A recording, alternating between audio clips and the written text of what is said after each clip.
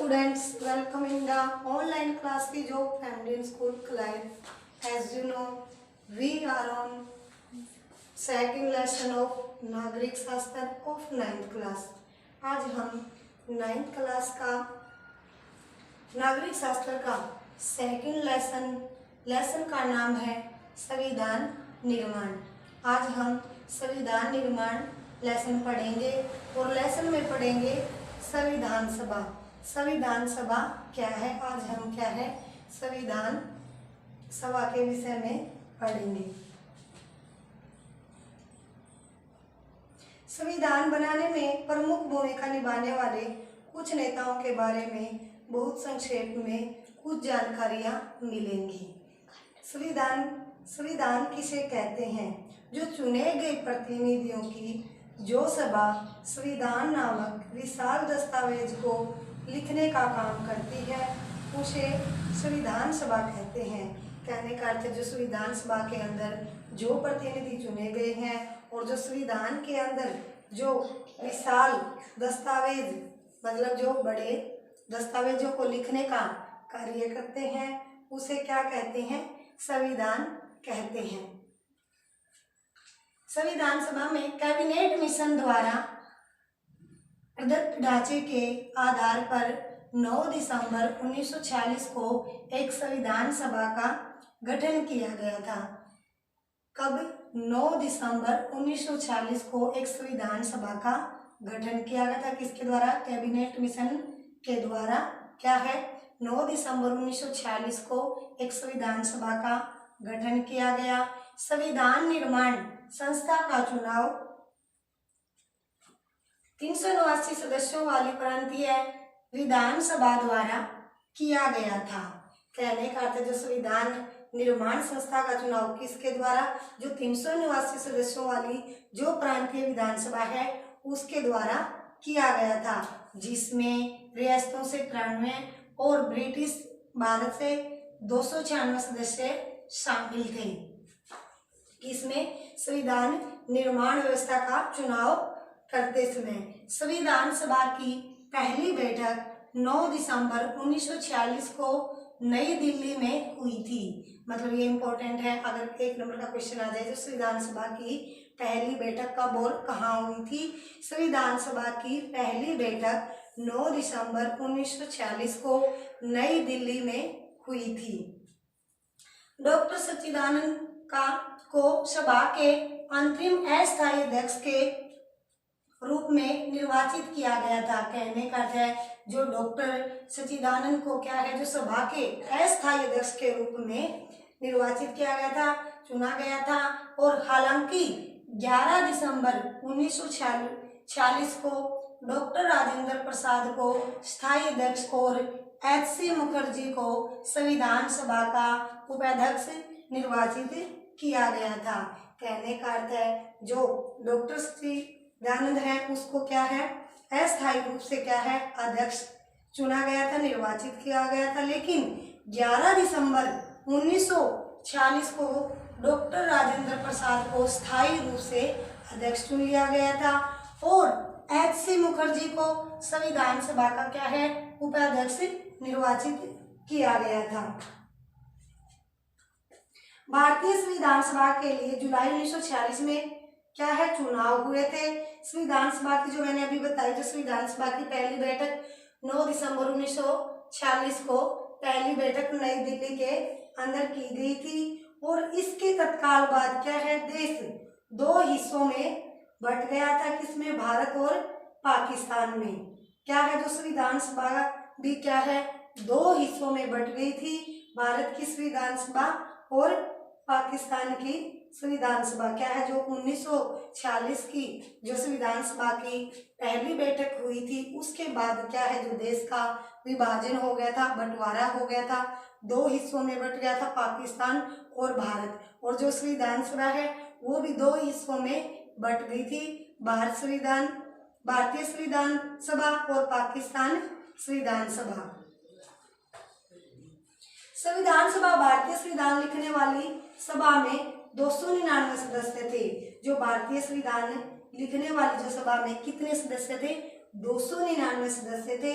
इसने 26 नवंबर 1949 को अपना काम पूरा कर लिया था। कहने का अर्थ 26 नवंबर 1949 को जो हमारा संविधान है वो क्या है, वो संविधान लिख लिया था। और लिखने के बाद क्या, जो राष्ट्रपति के बाद स्वीकृति के लिए भेज दिया था। और 26 जनवरी 1949 को हमारा संविधान पारित हो गया था। और संविधान 26 जनवरी 1950 को भारत के अंदर क्या है, संविधान लागू हो गया। इसी दिन की याद में हम हर साल 26 जनवरी को गणतंत्र दिवस मनाते हैं।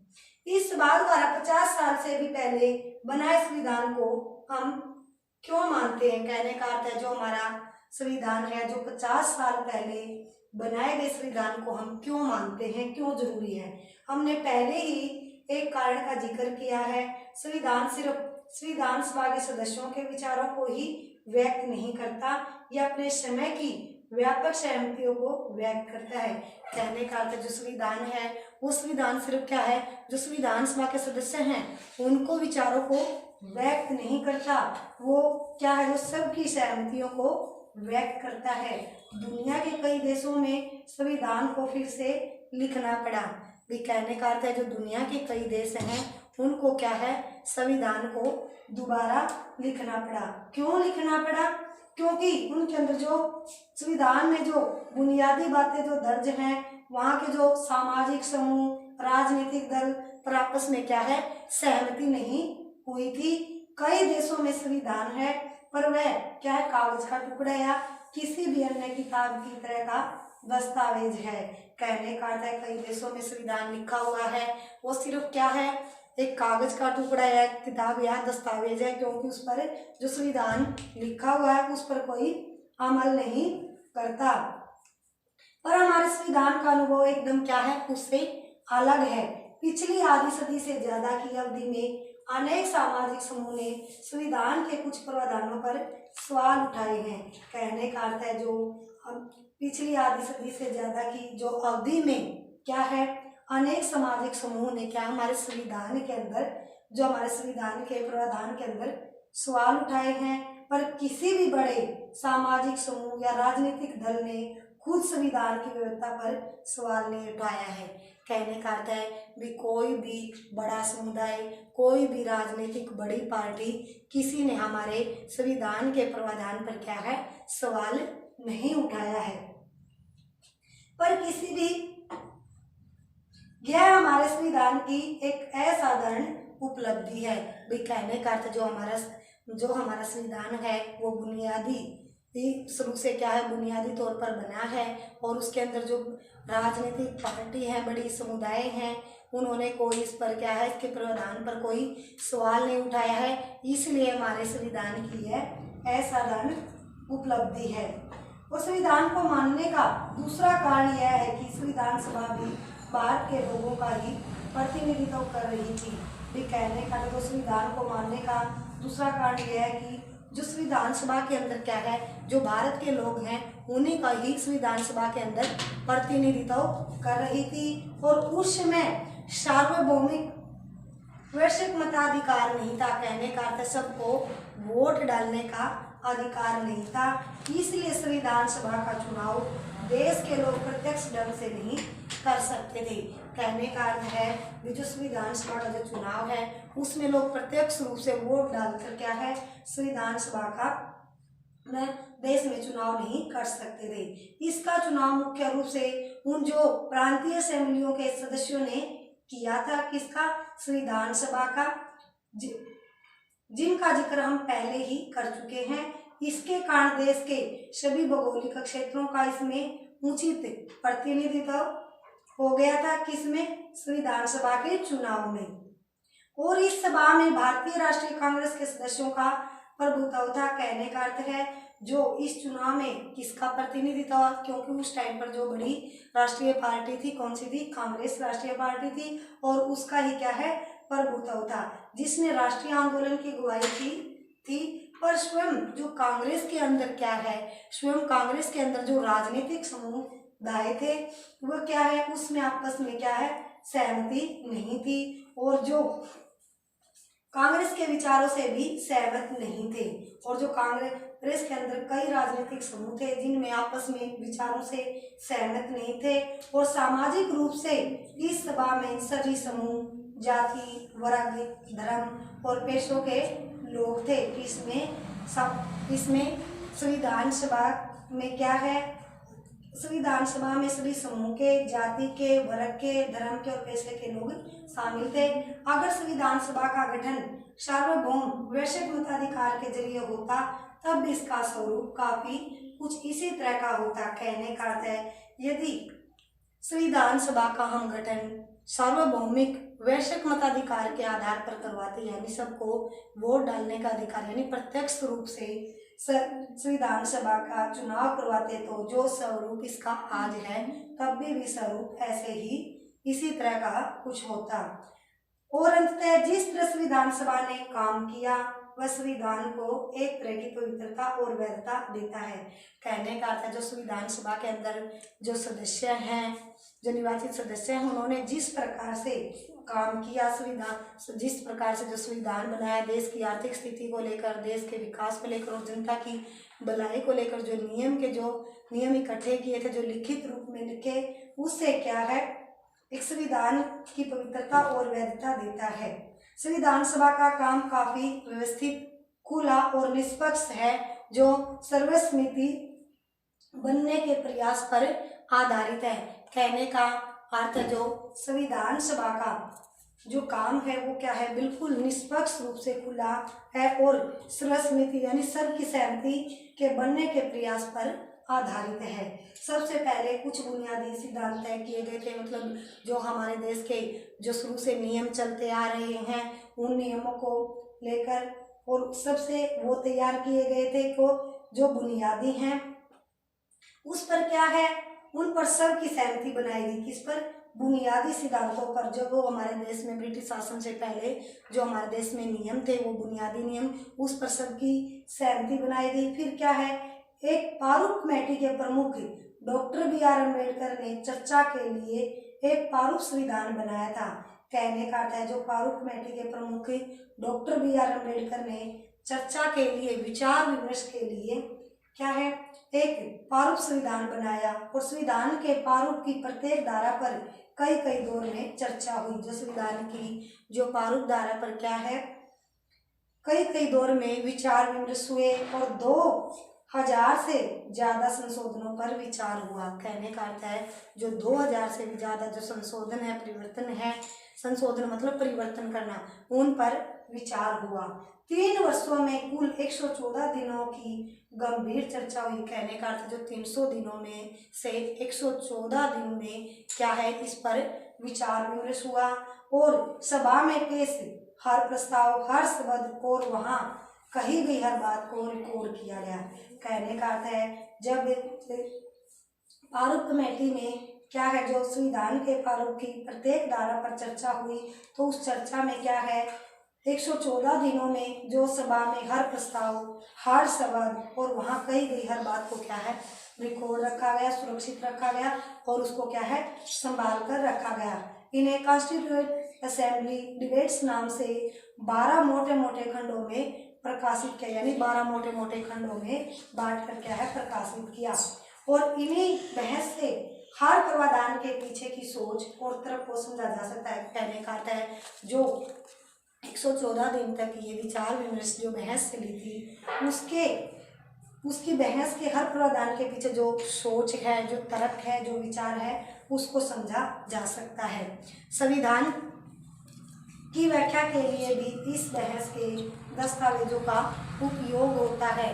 कहने का अर्थ, जब संविधान की व्याख्या करने के लिए जब हम बहस करते हैं, तो ये जो दस्तावेज हैं, जो मतलब 114 दिनों के बीच जो गंभीर चर्चा हुई थी, जिसमें हर प्रस्ताव, हर शब्द और वहाँ कही गई बात को रिकॉर्ड किया गया था, उनका भी, उन दस्तावेजों का भी उपयोग होता है। अब हम क्या है, जो भारतीय संविधान के बुनियादी मूल्य के विषय में पढ़ेंगे। आइए पढ़ें। इस किताब में हम विभिन्न विषयों पर संविधान के प्रावधानों का अध्ययन करेंगे। अभी हम यही जानने की कोशिश करें कि हमारे संविधान के पीछे का दर्शन क्या है, ये काम हम दो तरीकों से कर सकते हैं। कहने का अर्थ है जो हमारे संविधान का प्रावधान है हम उसको क्या है अध्ययन करेंगे और उसको जानने की भी कोशिश करेंगे।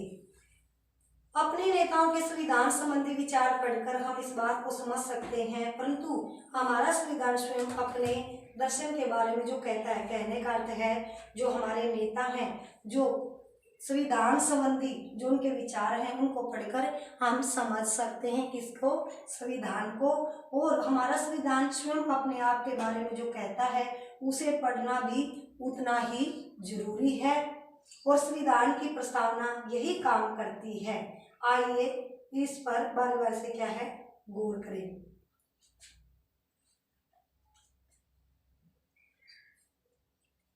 आपस में कुछ को भारतीय संविधान के निर्माताओं की सूची में एक बड़ा नाम न होने पर हैरानी हुई होगी, यानी महात्मा गांधी का नाम। कहने का अर्थ है जो भारतीय संविधान के निर्माताओं में किसका नाम, महात्मा गांधी, यानी महात्मा गांधी एक बड़े नेता थे, उनका इस भारतीय संविधान में नाम न होने पर क्या है हैरानी हुई होगी, यानी महात्मा गांधी का नाम नहीं, वे संविधान सभा के सदस्य नहीं थे।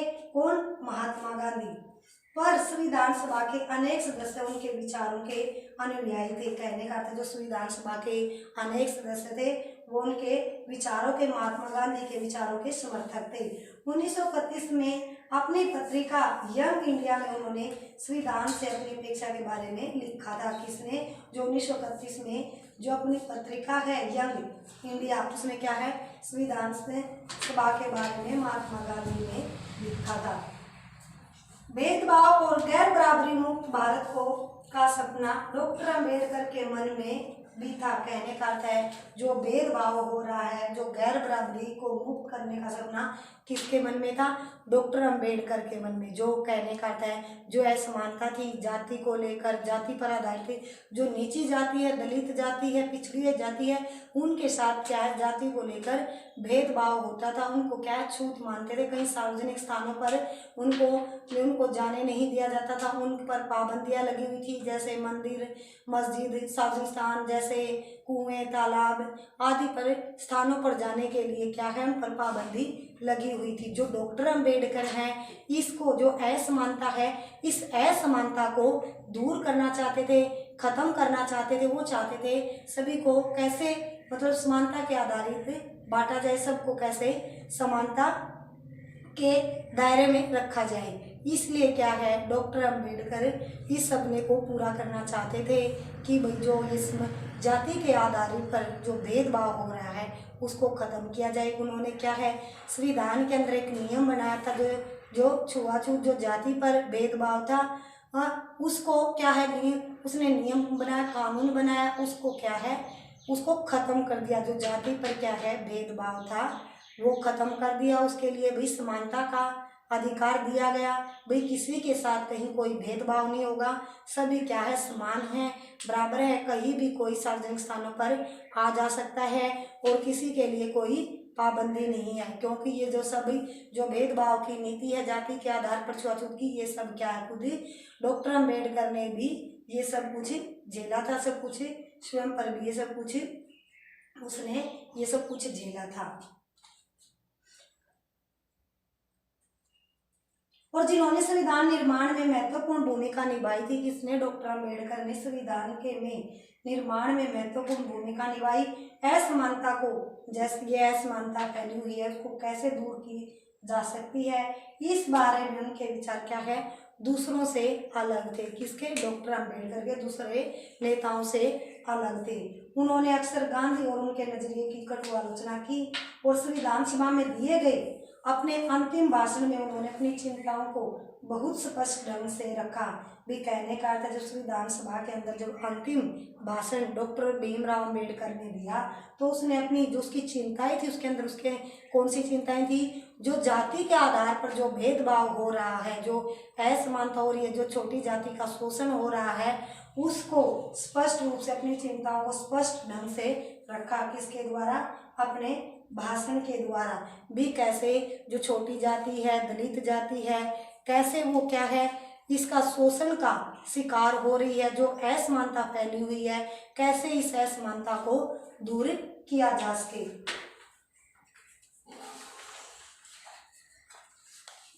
जिन मूल्यों ने स्वतंत्रता संग्राम की प्रेरणा दी और उसे दिशा निर्देश दिए, जो इस क्रम से जांच परख लिए गए हैं, वे भी भारतीय लोकतंत्र का आधार बने। कौन से? जो स्वतंत्रता संग्राम की भी प्रेरणा मिली, भी किसे, जिन मूल्यों से भी कैसे भी हमने अपना देश आजाद करवाना है, और उस वो दिशा निर्देश भी क्या है, जांच पड़ताल के लिए क्या है, भारतीय लोकतंत्र का आधार बने, यानी समानता का। और भारतीय संविधान की प्रस्तावना में इन्हें शामिल किया गया।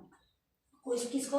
दिशा निर्देशों को, जो स्वतंत्रता संग्राम की हमें प्रेरणा मिली थी। और भारतीय संविधान की सारी धाराएं इन्हीं के अनुरूप बनी। संविधान की शुरुआत बुनियादी मूल्यों की एक छोटी सी उद्देशिका के साथ होती है। इस संविधान की प्रस्तावना या उद्देशिका कहते हैं किसे? जो बुनियादी मूल्यों की, जो बुनियादी से ही क्या हमारे संविधान की शुरुआत की गई थी, उसको क्या कहते हैं? उद्देशिका कहते हैं। और उद्देश्य कहते हैं संविधान की प्रस्तावना या उद्देशिका कहते हैं। अमेरिका के संविधान की प्रस्तावना से प्रेरणा लेकर समकालीन दुनिया के अधिकांश देश अपने संविधान की शुरुआत एक प्रस्तावना के साथ करते हैं।